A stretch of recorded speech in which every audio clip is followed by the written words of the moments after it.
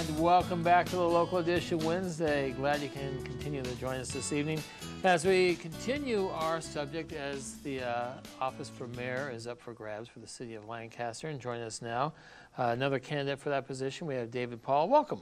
Thank you, sir. Glad you can make it in for us. Glad to be here. This is your second time you've ran for office. I ran in 2006. I was just going to mention the fact, especially now the city of Lancaster is on television, you're even more of a recognizable character. Because I believe you have attended more city council meetings than any city council member. Just about, sure. I try and go, I was really proud of my unbroken record, and after the last election I missed a few, but I got back into it, and I go to every city council meeting. I think at this point I think if you go enough, you're just an honorary council member. Right. The Planning Commission as well, there's a lot of action there, and now we can see that on TV as well. And then I had a great honor the other day. You remember the Youth Commission from last week, and one of the young men, I was in a McDonald's, and he recognized me. It was my first time being recognized, because I walked up to order my hamburger, and he says, "I know you." And I says, "You do?" He says, "Yeah, you're David Paul." You're so, on TV? Yeah. So the word's getting out there. And we're going to talk about your campaign and everything in a second. You have probably gone to more council members meetings, and I'm serious, than almost anybody. Yeah, you're there. I see you. How... what have you gained from going to these council meetings? Because I don't think any of the other candidates actually go to the council meetings like you do. What have you gained? The thing I have gained most is the understanding of the personalities of the players. You know, all politics is local, and these are just human beings, all these guys, even the ferocious ones that we're afraid of. And once you get to know them, they're just people. And that's the way I like to approach things. I strip away all that pretense that people put up there, and sometimes that makes people uncomfortable, but that's just my style. And I've hardly met anyone I can't win over eventually if I keep trying. Okay, so let's talk about your campaign now. First off, what made you decide the first time and the second time to run for office, run for the position of mayor? I want to actually fix something, and I see the way the government goes, and even in the last campaign, I called for us to become a charter city, which gives us a great deal more control over our fate. And it's the choice between the general law city and the mayor-council system of government, which is a strong mayor system. With a charter, we could have our own power company, we could have our own water company, we have a great deal of control over things that the state deems municipal matters. We don't have to follow the regular state laws. There's just so many tremendous benefits, and the main one is to know who your mayor actually is. You know, the chief executive right now is the city manager, so the mayor is just a part-time job, and it's a weak mayor system. And I always ask, who wants a weak mayor? So that would require them paying a mayor. It's exactly. $500 right now. It's definitely worth it to get a professional manager, leader in the role of mayor, because then, like I said, the main thing is you know at least who's in charge. You can blame them and elect them out of office. So all this talk about the power brokers, it's about who we get as a strong mayor leader. Let's talk about your life then. As if you were elected mayor now, a number of people I've spoke with, many have jobs. I mean, Henry is able to jump in and be almost a full-time mayor for the most part. His big position comes on Sundays. What would you be able to give as far as time to the position of mayor? I'm retired, so I have two small children, a 7 and a 5-year-old, and we homeschool them, and they get the majority of my time. But as you see, I make it to all the meetings, and I would love to have an office in the city as a full-time professional mayor. That's the inevitable goal. We need to do the charter city strong mayor system if we're going to fix any of these problems, because it gives us the best advantage to do it. You mentioned that you're a little unconventional as far as reaching and talking about everything. Today, you had an opportunity, and I guess it was to point out the fact that we have some water woes coming up in the city. Do we have this right here? This was today, earlier, you went out walking the boulevard. That's right. And I don't know if we have that. It's coming up. There you go. There you go. X in the door. Now, I say Moses, you say Noah. It's Noah, and it's an anti-Noah sort of a thing. He's trying to tell us that before he was saying a flood of water is coming, now he's saying it's not coming. Water is a, that's one of the predictable responses. But we had a lot of fun with it, and I'm not... What brought this forward? What made you decide today as you got up to brush your teeth and you said, you know, today I'm going to walk around town as Noah? I want people to understand the severity of the problem.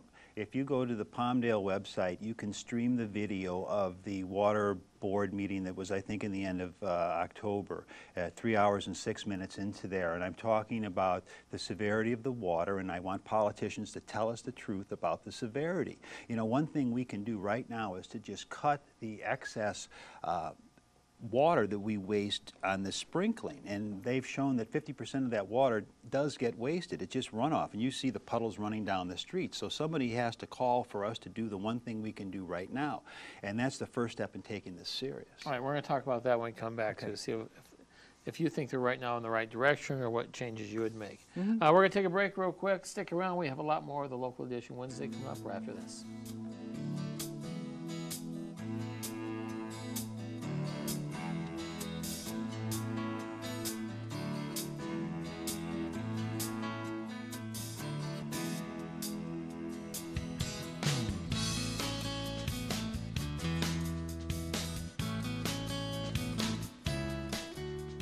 Welcome back to the Local Edition Wednesday, an exclusive program on Time Warner Cable, and glad you can join us. Talking with David Paul, candidate for the position of mayor for the city of Lancaster. We're talking about water. Right. Now, obviously, the current council and such is aware of the water situation, the water problems, and they're starting to go through with it with different sorts of piping and recycled water. What would you continue on this path, or what would you do differently? There's advantages there. But the main thing is to make sure we don't run out. So the thing we can do immediately is conserve. If you look at those projects, they're 2-3 years out, and there's also legal complications that could prevent some of these things from going through in a timely manner. So that's why I'm saying we don't know what the future really holds, but we know what we can do right now today. And we use 3 times the water that city like Las Vegas does in the desert. So we could cut our water in half and still use more. The Valley uses 3 times? Yes, yes. As an yes, average? for the average household per Okay, person per year. An average, I go, my gosh, we're like this big and they're like that big. Right, and they have the same heat and drought and, you know, conditions we have. So yeah, we can find the greatest savings right now in conserving. Then if we had our own water district, we could start buying water and banking it. I've met a lot of guys at these water meetings that have a lot of good ideas to do this immediately. And when it's in the city's own control, then we can just go do these things without all these other regulations that get in the way and prohibit it. That's why the Charter City Strong Mayor is the best system for handling that and many other problems. How about development? Obviously that plays a big part in our use of water and resources in the valley. How would you handle the development and structure that? I've done a couple of ride-alongs lately with the sheriff's police, and we go around, and I've been surprised how much development there actually is, because I haven't driven around the east side a lot lately. It's sprawling, spanning. We have 25,000 more homes coming into the development process already. We have a glut of homes in the market and all these foreclosures and all these problems. We're about good on development of the houses right now. You know, we need to, that's one of the things about telling the truth to people. And you go to the Planning Commission and they just get extensions on all the projects, and it's just like a holding pattern in the sky. And everybody plays the game. I like to tell people the truth. You know, they're not going to be any more will serve letters for water. They're just not coming. So would you stop extending the plans for some of the development? Would you put a hold completely on it? Or I would tell the truth about how that'll work, and I would have a recommendation that if you don't have a will serve letter, the process must at some point come to an end until we fix this. I mean, again, the foreclosure thing, we don't know how this is going to play out, but there are plenty of houses on the market, and we just don't need more right now. Okay, I'll talk about riding along with the sheriff. Oh, yeah. That. You ride along in what's called the party car. The party car. Give us in 1 minute with the party car. The city manager doesn't like the name, but I do. It's a crime suppression unit, 2-man cars, and they go out and they just bust up parties, calls that people get for loud parties before they turn into something major. And it's just a great deal of fun to go around. What an honor that was to ride with them. I have to get a vest, though. You know, Yeah. you feel a little naked out there. But I just think it'd be fun going around from party to party. Yeah, That's yeah. the most entertaining thing. All right, in 30 seconds, tell us, if elected mayor, what would be your goals? Well, if you actually want to fix something, we have to go to the strong mayor system and start taking advantage of that. We have to take the water shortage seriously and start, you know, only when there's a crisis do people want to make the sacrifices, and that's what I'm asking. Elected officials, call the problem what it is. It's dire, and we need to start making sacrifices, and it's not such a great sacrifice not to be able to wash your car on Saturday morning, you know. I wash my car once a year anyway. David Paul, thank you so much for coming in. Good luck to you. Okay. And that's it for this edition of the Local Edition Wednesday. Stick around next week. We'll have a couple more candidates on and let you guys let the decision. And was it April? April 8th. April 8th. April 8th. There you go. All right. Take care. Bye-bye.